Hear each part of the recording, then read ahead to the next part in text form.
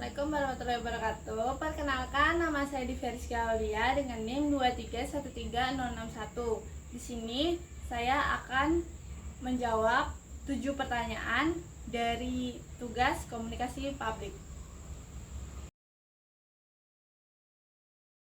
Dalam konteks bahasa hipnotis, instruksi dan persuasi memiliki perbedaan mendasar.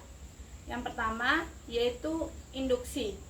Induksi adalah proses yang membawa seseorang dari keadaan sadar ke dalam keadaan trance atau pikiran bawah sadar, biasanya melalui sugesti verbal atau terstruktur. Teknik ini dapat bersifat otoritas atau permisif, tergantung pada tingkat kepercayaan dan kepatuhan klien.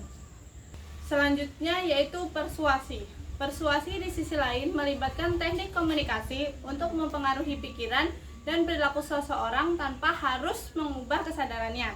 Ini sering dilakukan melalui pendekatan pancing atau leading, di mana penghipnotis menyesuaikan diri dengan keadaan klien sebelum mengarahkan mereka ke tujuan tertentu, yaitu dengan menggabungkan induksi dan persuasi dalam sebuah percakapan dapat menciptakan pengalaman yang lebih mendalam dan efektif, terutama dalam konteks hipnotis atau pengaruh psikolog.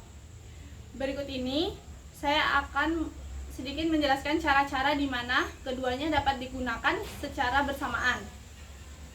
Yang pertama yaitu membangun kepercayaan dan koneksi sebelum memulai induksi. Penting untuk membangun kepercayaan dengan klien. Ini dapat dilakukan melalui teknik persuasif seperti pancing, yaitu menyesuaikan diri dengan perasaan dan keadaan klien. Misalnya, mengulangi pernyataan yang mencerminkan pengalaman mereka.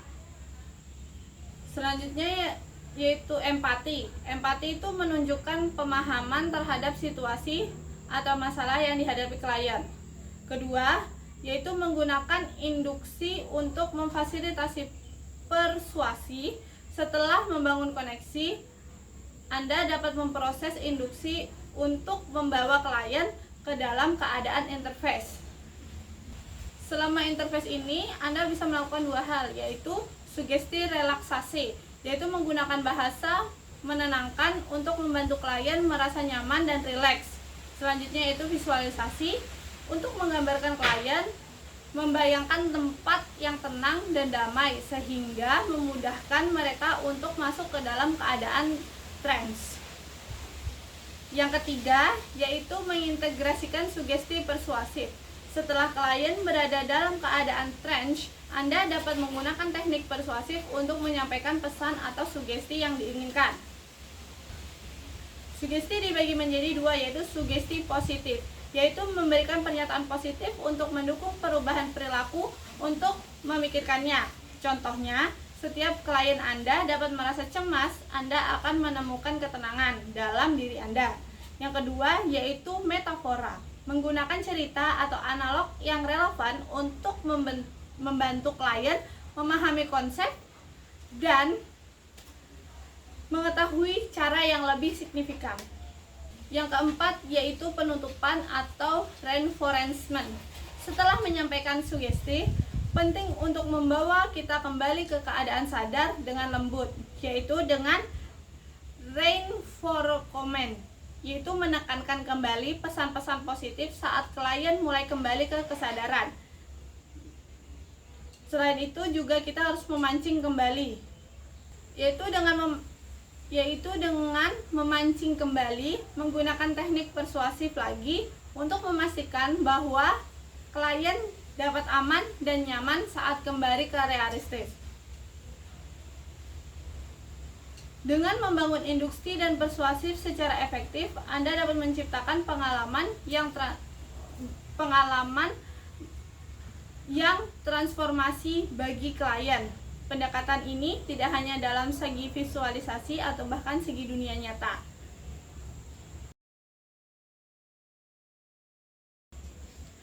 Berikut adalah 5 teknik bahasa hipnotis yang dapat digunakan untuk mendapatkan perhatian seseorang secara efektif beserta contoh dan penerapannya.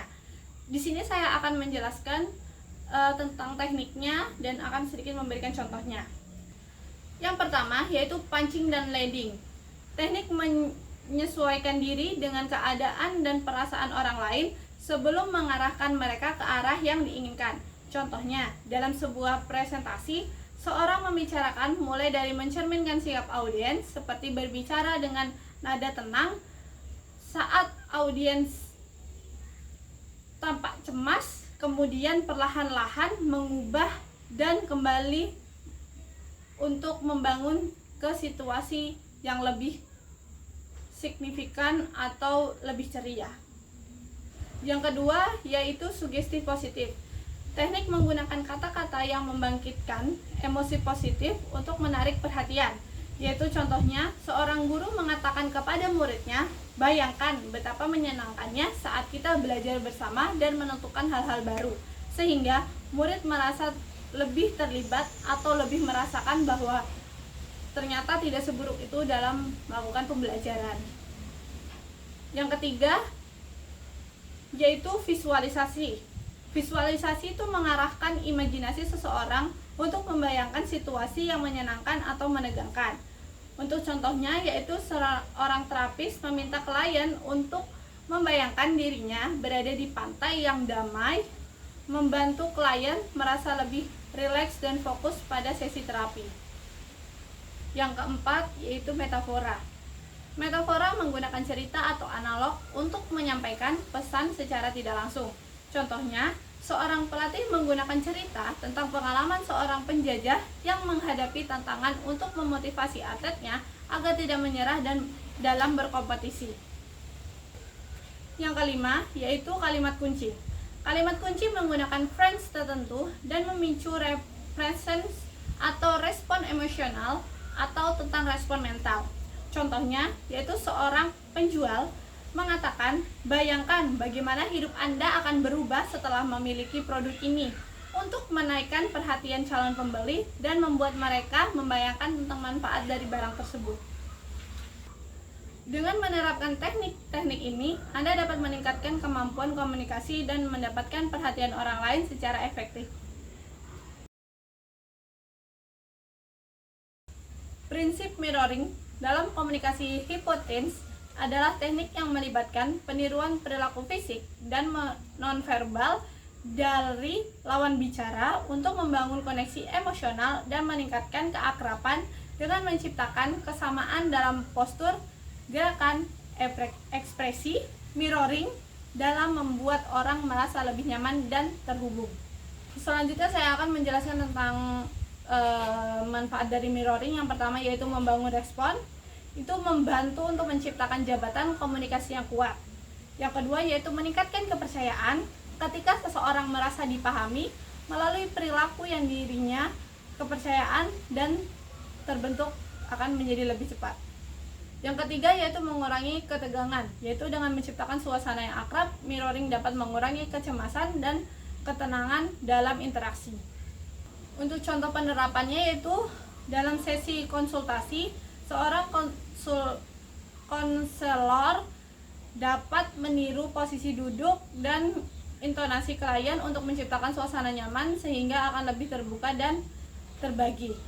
Selanjutnya yaitu dengan presentasi, yaitu pembicara dapat menyesuaikan gerak tangan dan kecepatan berbicara audiens untuk menarik perhatian dan menjaga keterlibatan mereka dalam sebuah acara.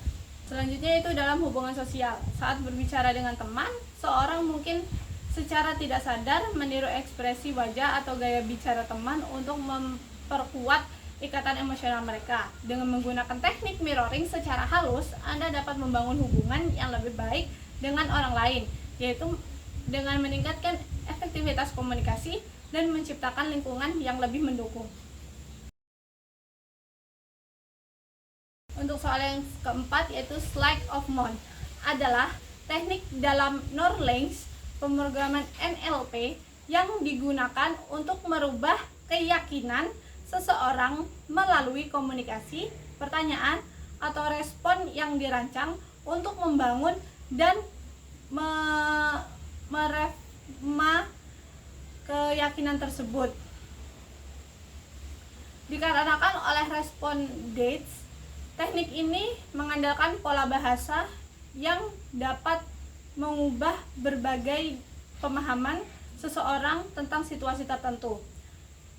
Contoh sederhananya itu misalkan seorang percaya bahwa saya tidak akan pernah bisa sukses dalam karir saya. Itu dengan mengucapkan strike of Mons, Anda dapat merespon dari mana Anda mendapatkan keyakinan itu. Itu sebagai sumber bahwa kita membutuhkan sebuah keyakinan. Dengan pernyataan ini, Anda dapat membantu orang tersebut untuk merenungkan kembali dan memikirkan kembali tentang apa yang dia bicarakan sebelumnya. Jawaban nomor 5 yaitu reframing and sleight of mind adalah dua teknik dalam komunikasi yang digunakan untuk mengubah cara seseorang memandang situasi dan keyakinan. Untuk perbedaan antara reframing dan sleight of mind yaitu pertama, reframing adalah proses umum yang melibatkan pengubahan konteks atau makna dari sebuah pernyataan atau situasi untuk memberikan perspektif baru.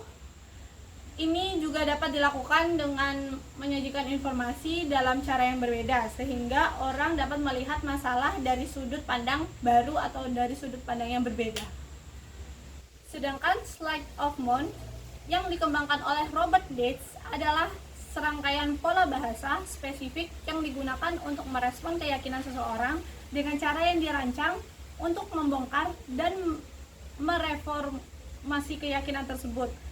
Biasanya, ini terdiri dari 14 pola respon yang dapat digunakan untuk mengidentifikasi keyakinan dan dalam percakapan. Untuk penggunaan sleight of mind digunakan untuk memodifikasi keyakinan seseorang dengan cara yang elegan melalui refleksi dalam percakapan. Saya tidak akan sukses karena saya tidak memiliki pendidikan tinggi. Anda dapat menggunakan pola counter explain dan menjawab banyak pengusaha sukses yang tidak memiliki pendidikan formal. Dengan cara ini, Anda dapat menantang keyakinan orang tersebut dan kembali membuka pikirannya untuk tidak berhenti atau menyerah dalam usahanya. Untuk soal nomor 6, yaitu di sini saya akan sedikit memberikan 4 teknik sleight of mind yang paling umum digunakan beserta contoh konkret untuk masing-masing tekniknya. Yang pertama yaitu make friends, yaitu mengenali dan menantang sumber dari keyakinan seseorang.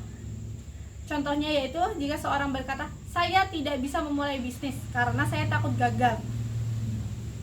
Anda dapat bertanya, apa yang membuat Anda percaya bahwa kegagalan akan terjadi pada Anda? Ini membantu mereka untuk meragukan dan akan memikirkan kembali apa yang dia lakukan tadi. Yang kedua yaitu counter explain. Biasanya bertentangan dengan keyakinan yang ada untuk menunjukkan bahwa keyakinan tersebut tidak selalu benar. Contohnya, jika seseorang selalu memiliki atau mengatakan orang yang sukses selalu memiliki gelar yang tinggi, Anda juga bisa menjawabnya, tapi kita tidak tahu pengusaha sukses yang tidak memiliki gelar pendidikan formal seperti Rich Person ini membawa kemungkinan baru untuk mereka. Yang ketiga yaitu mengubah makna dari kata atau phrase dalam pernyataan untuk memberikan perspektif baru. Contohnya, jika seseorang berkata, "Saya gagal dalam ujian," Anda bisa merespon mungkin itu bukan tetapi untuk memperbaiki diri. Ini membantu mereka untuk melihat situasi dengan cara yang lebih positif. Yang keempat, yaitu menelusuri niat positif di balik keyakinan atau pernyataan seseorang. Contohnya, jika seseorang mengeluh, "Saya tidak ingin berbicara di depan umum karena saya takut." Anda dapat mengatakan, apakah niat Anda sebenarnya adalah ingin menghindari rasa malu? Itu menunjukkan bahwa Anda peduli pada bagaimana orang lain, membuat Anda belajar sedikit demi sedikit untuk berubah. Ini membantu mereka memahami motivasi di balik ketakutan mereka masing-masing. Nomor 7. Untuk mengidentifikasi keyakinan yang perlu diubah pada seseorang sebelum menggunakan teknik sleight of hand, Anda dapat mengikuti beberapa langkah berikut. Yang pertama yaitu mendengarkan aktif. Perhatikan dengan cermat apa yang dikatakan oleh orang tersebut. Catat pernyataan yang menunjuk keyakinan negatif dan pembatas seperti saya tidak bisa melakukan itu atau saya selalu gagal. Yang kedua yaitu mengajukan pertanyaan terbuka. Tanyakan pertanyaan yang mendorong refleksi seperti apa yang membuat Anda berpikir demikian? Atau bagaimana Anda sebagai pada kesimpulan itu? Itu membantu untuk mengungkapkan keyakinan yang mendasari. Yang ketiga yaitu mencari pola berulang, identifikasi pola dalam pemikiran atau berbicara mereka. Jika mereka sering menggunakan frasa negatif atau menunjukkan ketidakpercayaan pada diri sendiri, ini bisa menjadi identifikasi keyakinan yang perlu diubah. Yang keempat yaitu mengenali emosi terkait. Biasanya yaitu dengan mengamati emosi yang muncul saat mereka berbicara tentang keyakinan. Tentu ketakutan, kecemasan, atau frustasi seringkali berkaitan dengan keyakinan yang membatasi. Selain itu, langkah-langkah di atas itu sangat penting karena membantu memahami keyakinan yang mendasari kemungkinan Anda untuk memilih teknik sleight of hand yang paling tepat dan efektif. Yang kedua yaitu meningkatkan keterhubungan dengan menunjukkan bahwa Anda mendengarkan dan memahami. Anda membangun report yang penting untuk keberhasilan. Yang ketiga yaitu menyasar inti masalah. Dengan mengidentifikasi keyakinan yang tepat memungkinkan Anda untuk meningkatkan perubahan dengan lebih efektif sehingga hasilnya lebih signifikan dan berkelanjutan. Sekian dari penjelasan saya. Mohon maaf jika ada salah kata atau kekurangan dalam informasi yang saya sampaikan. Saya ucapkan terima kasih. Wassalamualaikum warahmatullahi wabarakatuh.